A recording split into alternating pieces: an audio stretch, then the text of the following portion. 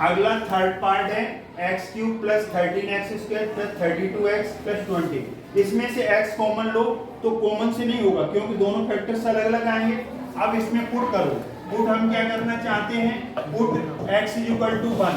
देखो x = 1 put करोगे तो सारी चीजें पॉजिटिव है ना, तो ये जीरो हो ही नहीं सकता है। 1 कर भी दोगे तो क्या आएगा, 1 का cube 13 square plus 32 into 1, x की जगह 1 ले लिया, 1 का क्यूब 1, 1 का स्क्वायर 1, 13 और 32 या 1, 32 प्लस 20 नॉट इक्वल टू 0। ये जीरो हो ही नहीं सकता। क्यों नहीं हो सकता, क्योंकि ये पॉजिटिव सारे टर्म्स हैं। अब हमने पुट किया हिट एंड ट्रायल मेथड से -1, तो -1 का होल क्यूब प्लस 13 इंटू -1 का होल स्क्वायर 32 इंटू -1 प्लस 22। तो देखो -1 का होल क्यूब क्या होगा, -1 का होल स्क्वायर 1 और 30 से मल्टीप्लाई होगा 13 माइनस 32 हो जाएगा, 32 को -1 से मल्टीप्लाई करेंगे प्लस 20।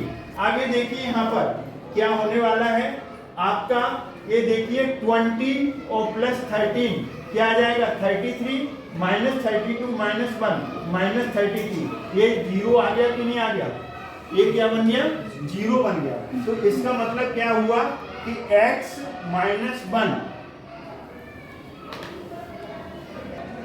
तो हमें क्या मिला कि x = -1 इज अ सॉल्यूशन।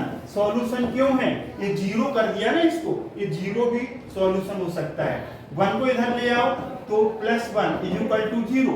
इसका मतलब क्या हुआ, x + 1 is a factor of px। p का मतलब पॉलिनोमियल, x का मतलब x की टर्म में है। अब हम इस पॉलिनोमियल को डिवाइड करेंगे। अब इस पॉलिनोमियल को x + 1 से डिवाइड करेंगे तो इसका जो पहला फैक्टर है, पहला टर्म x³ को उसका पहला टर्म डिवाइड करो x², मतलब डिविडेंड का फर्स्ट टर्म डिवाइजर के फर्स्ट टर्म से डिवाइड करेंगे। इसे डिसेंडिंग ऑर्डर में लिखेंगे, बड़ी पावर फिर छोटी, इस तरीके से एक डिवाइड करेंगे तो कितना x² आ गया, ऊपर जाके पावर निगेटिव हो जाएगी ना, माइनस हो जाएगी, x² आ गया। अब x² क्वोशिएंट शुरू हो रहा है, x² का x से मल्टीप्लाई x³ और फिर 1 से x²। ये ध्यान रखना, क्यूब के नीचे स्क्वायर, स्क्वायर के नीचे लाइटली टर्म्स लाइटली नीचे आएंगे। साइन चेंज कर दो, माइनस x³ माइनस का x³ पड़ गया, 13x² में से x² जाएगा 12x²। आप ये ब्रिंग डाउन करो 32x, इसे भी ब्रिंग डाउन करो 20। ये सारी टर्म्स ले लेना इसमें अलजेब्रिक डिवीजन में। अब इसका फर्स्ट टर्म क्या है, फर्स्ट टर्म 12x² है और उसे इसका फर्स्ट टर्म x। डिवाइजर तो वही चलेगा, डिवाइजर क्या चलेगा, x ही चलेगा। डिविडेंड 12x² लेंगे। अब ये कट गया 1x, तो 12x आया। यहाँ पर देखो सेकेंड टर्म क्वोशिएंट की 12x का x से मल्टीप्लाई करोगे 12x², 12x का 1 से करेंगे 12x आ जाएगा। अब निगेटिव साइन बदलोगे कि नहीं बदलोगे, चेंज करोगे, 12x² में से 12x² गया, then you will get 0। 32x में से 12x जाएगा तो ये 0 और 3 में से बन गया 2, 20x ब्रेक डाउन करो 20। अब इसका जो फर्स्ट टर्म है 20x और इसे किससे डिवाइड करोगे, इसे x से डिवाइड करोगे, देन यू विल गेट 20। अब जो लास्ट टर्म है वो 20 आ गया क्वोशिएंट का। अब इस 20 को x से मल्टीप्लाई 20x, अब फिर 1 से करेंगे प्लस 20। अब साइन चेंज करो, ये क्या आ जाएगा, पॉजिटिव से निगेटिव, पॉजिटिव से negative, 20x positive negative 20x, 20 positive 20 negative a। अगर आपकी वर्किंग सही है तो हमेशा रिमाइंडर 0 आएगा। अब जो ऊपर टर्म आई है आपकी x² प्लस 12x प्लस 20, इसको क्या करेंगे, इसको आप मिडिल टर्म स्प्लिट करेंगे। तो मिडिल टर्म स्प्लिट करेंगे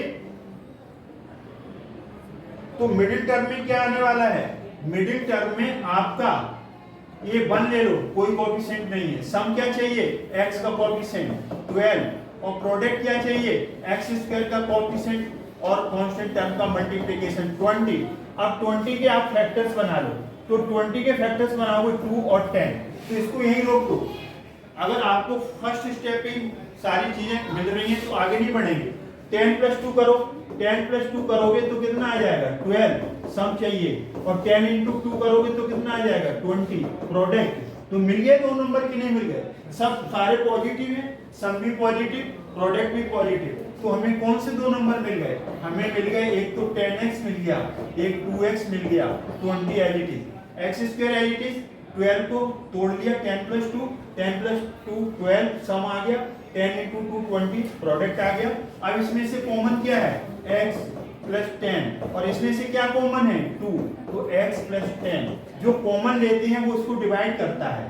जैसे 20 है, 20 में 2 × 10 है कि नहीं, और 2x है तो इसको 2x × 1 लिखेंगे।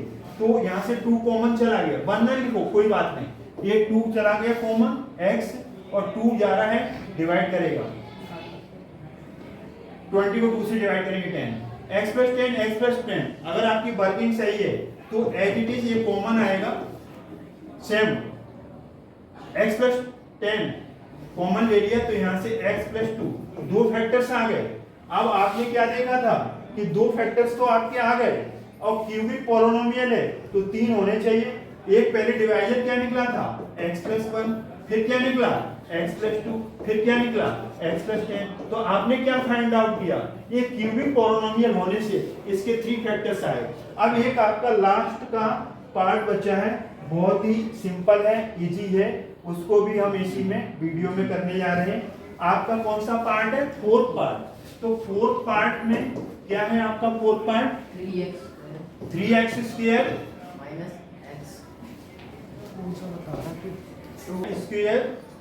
-2y -1।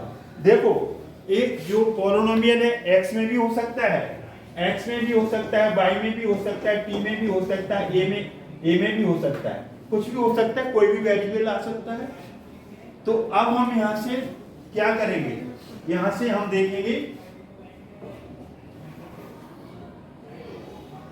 देखिए अब आप पहले आप डिटेंट वो लगा लो, कॉमन वाला, कॉमन वाले से हो जाता है तो सबसे बेटर है, टाइम बचेगा आपका। कॉमन लेके देख लो, 4 टर्म्स है, कॉमन ले, इनमें से आपका y² कॉमन है, तो यहाँ से क्या मिलेगा 2y, यहाँ से +1। देखिए अब आप, जैसे y² है ना, तो इंटू 1 लिख दो, y² बाहर चला गया, y² बाहर चला गया तो 2 और एक y मिलेगा, y² चला गया तो यहाँ 1 आएगा, यहाँ पर इंटू 1 कर दो, तो इसमें से कोई कॉमन नहीं है, तो 1 तो सब में होता है, 2y को क्या लिखेंगे 2y × 1, तो इसमें इंटू 1 है और इसमें भी इंटू 1 है, तो अब 1 कॉमन ले लो, माइनस है तो माइनस जरूर लेना पड़ेगा 1, तो यहाँ से 2y निगेटिव बाहर आएगा कॉमन, ये पॉजिटिव हो जाएगा, 1 चला गया 1, तो 2y + 1 एज इट इज है, सेम नंबर है, तो 2y + 1 कॉमन ले लो, y² -1, 2y + 1, और ये यहाँ पर क्या बन जाएगा y² 1 का स्क्वायर लिख सकते हैं ना। तो यहाँ पर कौन सी आइडेंटिटी यूज होगी? a² - b², a + b और a - b, तो आपका 2y + 1 एज इट इज आ गया, इसके फैक्टर्स बनेंगे y + 1, y -1। ऑर्डर कैसे भी लिख सकते हैं, 3 फैक्टर से मल्टीप्लिकेशन में कोई भी आगे पीछे कर लो, तो ये आपका क्यूबिक पॉलिनोमियल था, तो इसलिए 3 फैक्टर्स बने। तो इस वीडियो में आपका क्वेश्चन नंबर 5 का आपका 3rd और 4th पार्ट कर दिया, और एक्सरसाइज आपकी 2.3। आई होप ये आपको समझ में आया होगा। अगर ये आपको समझ में आया तो वीडियो लाइक करें, शेयर करें, चैनल को सब्सक्राइब करना न भूलें। थैंक्स गॉड, जय हिंद, जय भारत।